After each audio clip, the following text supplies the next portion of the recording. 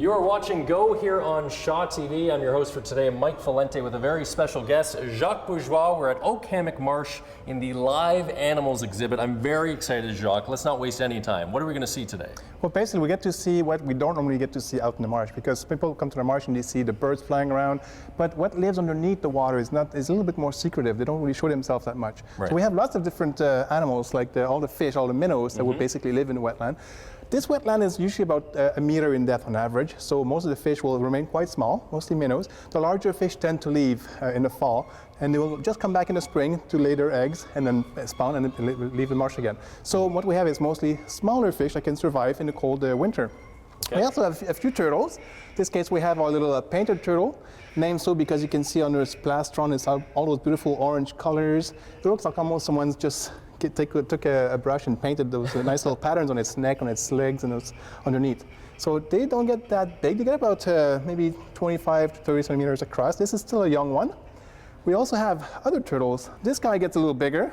Wow, it's called a snapping turtle. I would say that's a significant increase from what we just saw. They're about the same age, actually, but this guy grew a little faster, I guess. I guess so. You can see it's got different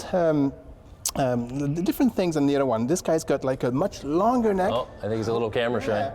And much longer appendages, like their arms and so on. So he cannot really hide inside his shells like most turtles do. So his main protection is to actually be offensive, to attack. And that's why I wouldn't put my finger too close, as you can see. That's why he's called the snapping turtle. Yes. So he would probably snap my finger in half. So right. He's got a very powerful jaw. Not something we recommend playing with, but quite interesting to watch. He's very playful. Is he trying to get our attention there? Is this a cry for help? I think he sees some food here. He knows it's going to be feeding time soon, but he'll get some food a little later. Yeah. These guys behind us here actually will get their food now. These are salamanders. Salamanders. Yeah, great tiger salamanders, and they love to eat those little worms, which I'm about to give them here. And what's interesting about these guys, you can see how he just jumped for his food. Oh, he got his food. Now watch his eyes. As he swallows the food, he's going to use his eyes to push the food down his throat, because they don't have teeth. So they use the eyeballs to actually force the food down towards the throat. So let's see if we can feed another one so we can actually watch that going on. Let's try this guy here. Here, a little worm for you. Oh, he missed it. Oh. Almost. Oh, here we go. Now watch his eyeball. And he's going to squeeze out. Oh, did you see that? He just blinked and squeezed out the food down the throat. Now, last but not least, we have our little red-sided garter snakes, which is right around here. No, I'm not a snake guy, Jacques. Well, so you should know that Manitoba is the capital of garter snakes. We actually have the highest concentration of snakes in the world. All right. So these guys are totally harmless. And totally harmless, he says. And actually, I guess, quite good at hiding, because I'm not sure where this guy went. Oh, that's okay. If he's busy, don't worry about it.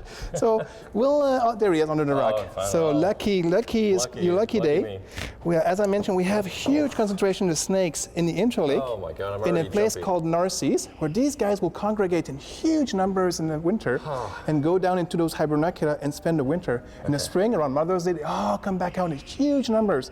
So if you want to I've never held a snake in my life. Holding a snake, just hold him very gently. Don't try to constrict his movement. Just let him go freely into your hands like this, and it should be good. It kind of feels like a belt, really. Like it's just dry and scaly. Yes. Don't worry, he won't bite. They're actually very nice and very calm. Gotcha. And what they like to do is just go into your fingers, because you have warm fingers and warm hands. They just very like to, rubbery, feel, well, kind of dry and leathery, Yes. Yeah, and you can see it's sticking its tongue all the time to smell the air, to feel the pheromones in the air, and see what you smell like, and so on. Oh, that was a little creepy what he just did there. You got and the way you tell the sex of the snake, of course. Well, you can look at the cloaca. Usually, as the cloaca, where the sexual organs are, when the tail tapers off quickly, that would be a female. If the tail is still quite long, it's a male. This guy is a little male, and you can see he's actually quite nice. It's a nice regular size for a male. The female would be about twice the size of this guy. Well, thank you for the assistance on that. I know I didn't hold it really myself, but that was a good first try, I would say. You did a great job. Thank you very much, You did a great job.